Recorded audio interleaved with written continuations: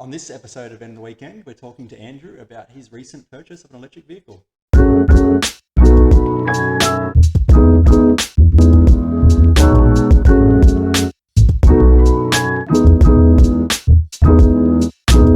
Go. Hi, I'm Andrew. Hey, I'm Shane, and welcome to another episode of End of the Weekend. All right, so I guess this is we're going to go interview style for this one. I think Shane wants to ask a few questions just so we can have it out to the audience. Hit it away, Shane. Yeah, well, it's been pretty exciting couple of weeks. You've Yeah. been legitimised into the EV world, Yes. and you now have an electric car. So might start with that. What car did you get? For those who haven't watched the YouTube episode that we've put on intheweekend.com and on the YouTube channel, I bought a Tesla Model Y. I was probably one of the first people to get it in New South Wales. I think I was the second lot of shipments that came off the lot. Shane was kind enough to take me over for pickup. Yeah, it's just my arm. So, and we went and we picked up the Tesla. What was it? August 8th, I think. August 9th, I think it was. somewhere around there. So, what's the date today? Today is the 9th of September, or 10th of September. So, yeah, it's been officially a month of EV ownership. Yep. How's it been? First off, how was the pickup experience with Tesla? Pickup experience was different from picking up a car from a normal dealership, I guess. I didn't have to go to a dealer whatsoever. I mean, it was just we had a assigned pickup point. Pickup was pretty straightforward. I was just sent an SMS the day before that said us go pick a date a time slot to pick up the car. I elected to go for the earliest possible, which was 10 a.m. So we went there at 10 a.m. There was a fair few people there actually. There was a bit more people than I was expecting for that one time slot. We definitely walked in. I checked in, gave them my details. They said, "Hey, go sit down for 2 minutes." I don't think we were in there. We were really in there for 2 minutes, were we? Because we were kind of trying to set up the cameras and everything, and we were kind of caught by surprise because How quick they actually turned it around. they turned around because we kind of didn't have everything going, and you probably get that a little bit from the video. We were kind of caught by surprise. So whoever hasn't seen the video, watch it. Is on intheweekend.com on my delivery article. There's a quick video on us picking it up. But yeah, it was pretty straightforward. I literally walked in. They asked me for my details, made sure I had the app installed. I said, yeah, of course, I already have the app. Walked up, showed them the app. The app then came up with your Tesla Model Y. It asked me to name the car. I just called it Model E for now. I haven't decided on an official name yet. But yeah, that's pretty much was it. And then we all walked out to the car, and the guy just handed over the details and just said, "Here's your rego pages and everything like that." And it was pretty much leave at your own leisure. Ask if you have any questions, and then he just left us to have a look at the car, and away we went. Only one thing that I think caught me by surprise, and I think you probably catch that on the video that we have online too, is that it only came at 40% charge. So being a brand new EV owner and also my first EV, I had no idea what that meant. I'm like, 40%? Am I going to make it home? Yeah. Because, I mean, What does that equal in what does Ks? it equal in Ks? Because I think, what was the journey? It was like 70 Ks from the delivery centre to home. Yep. So, I mean, it's not stupidly far, but being a brand new EV owner, legitimately had no idea. So that was a bit of a surprise. So we went to the Ampol charge just because one, it's free, and two, it was close by. So we stayed there for 10 minutes, and I think we got it up to 60 or 70%. Yeah, went pretty quick. And then I went home. I got lost because of the stupid navigation. I just took the wrong road. You know, I hate driving in the city. So stressful. You take one wrong turn somewhere, and you end up having to go the long way somewhere, and that was what happened on this occasion too. So I ended up driving through the CBD before I got out. So you got to do some stop-start driving, and yeah. Still learning the car, so there was definitely the case of that. Yeah. It was impressive how many Model Ys there were, though. There were so many in that delivery room. Right? There were so many. I think when we walked in, you looked to the right, and there was about 15 just stuffed in the corner, and then there was all the ones in a line as we walked down, and then at the very hundreds end, of them. Yeah, there was hundreds, and then I think when I was driving, I was looking down the very end. There was just a bunch of Model 3s as well, so there had been some Model 3 deliveries, I think, set to be delivered. But it was majority Y. I think it was like 90%.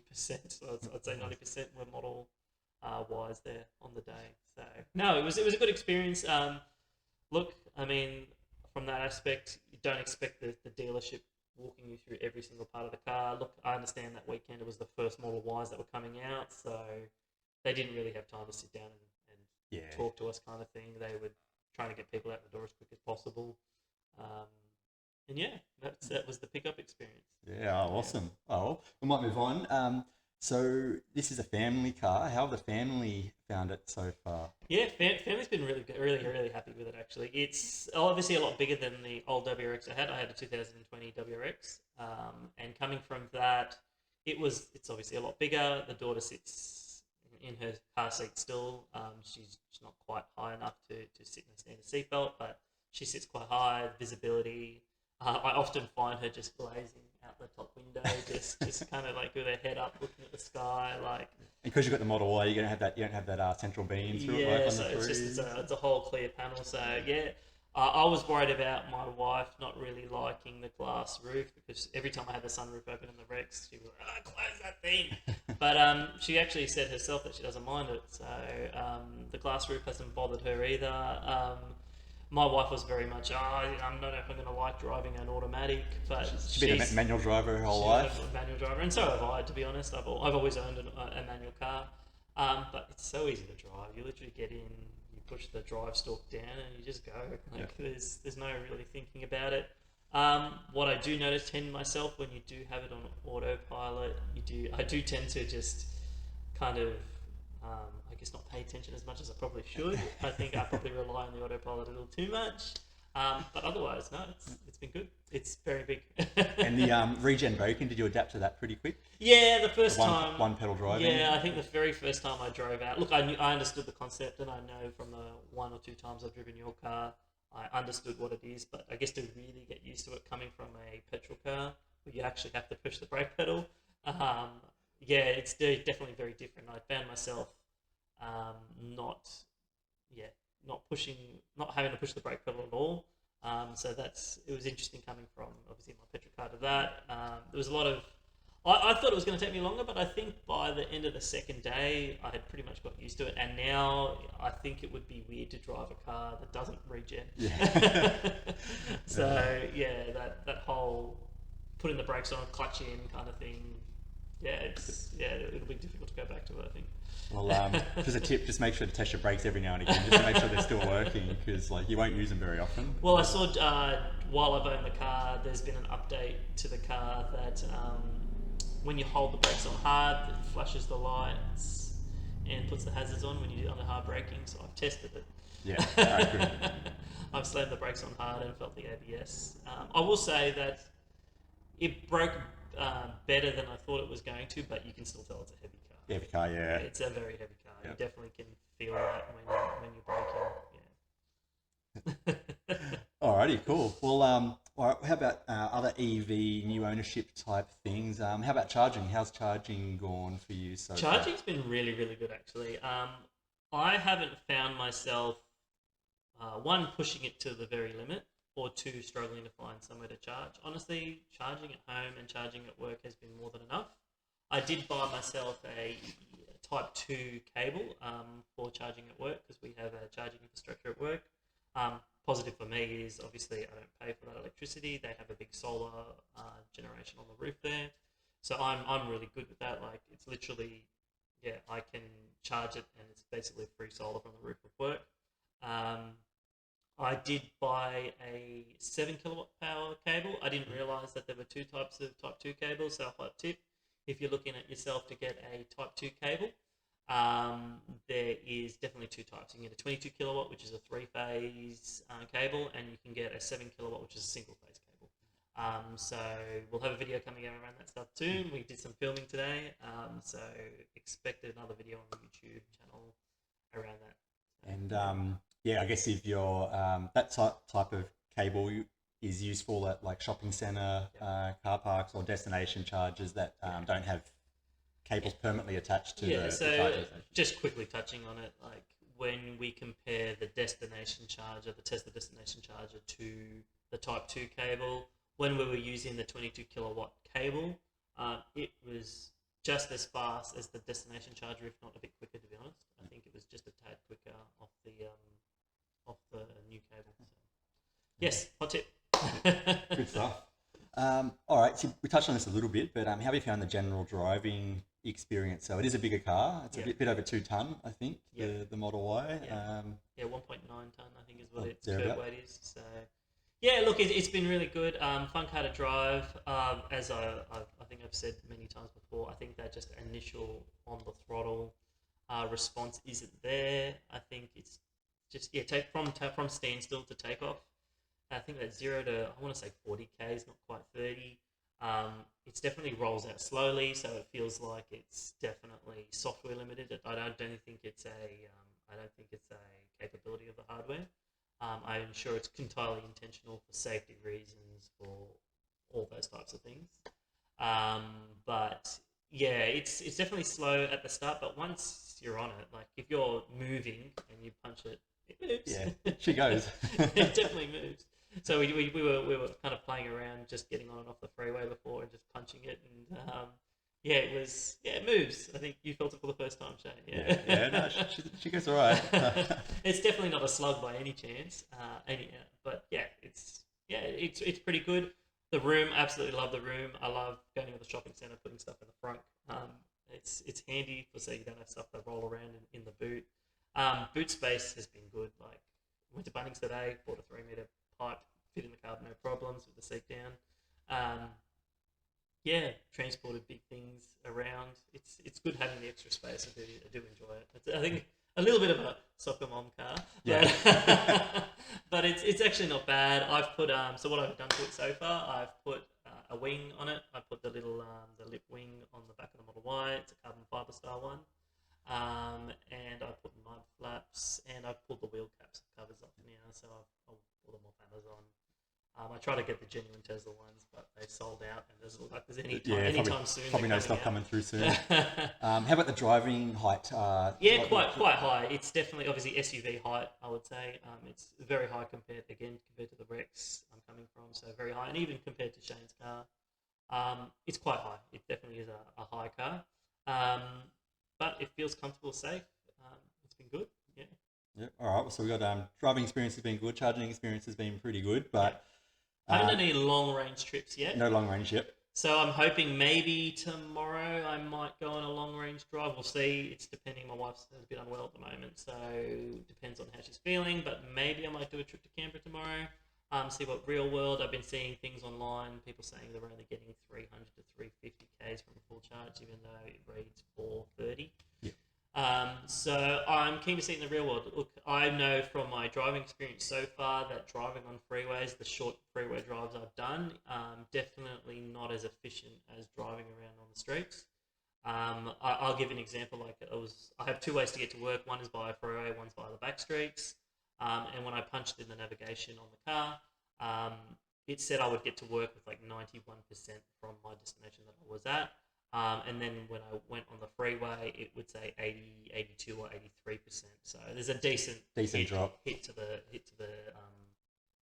the capacity, I guess, for the range when you're on the freeway. So freeway is definitely not the most efficient way to drive this car. Yep. So yeah, I'm keen to do a drive to see what the real world is. We do have a planned trip, and so hopefully we'll do another video on that. Road trip vid. We're going to Queensland, so we're going to try and drive from Sydney, Western Sydney, Australia, to the Gold Coast. So that's coming up in the next month. So keep an eye out for that too. We'll try and see if that ends the weekend. See if we get stranded on the side of the road now. Oh, look, I'd like to think not. I have Type 2 cable. I have a Type 3 charging port. We have the UMCs. We have... Look, worst case scenario, we'd have to call roadside assistant. I think they come with a generator. It could be a good video opportunity.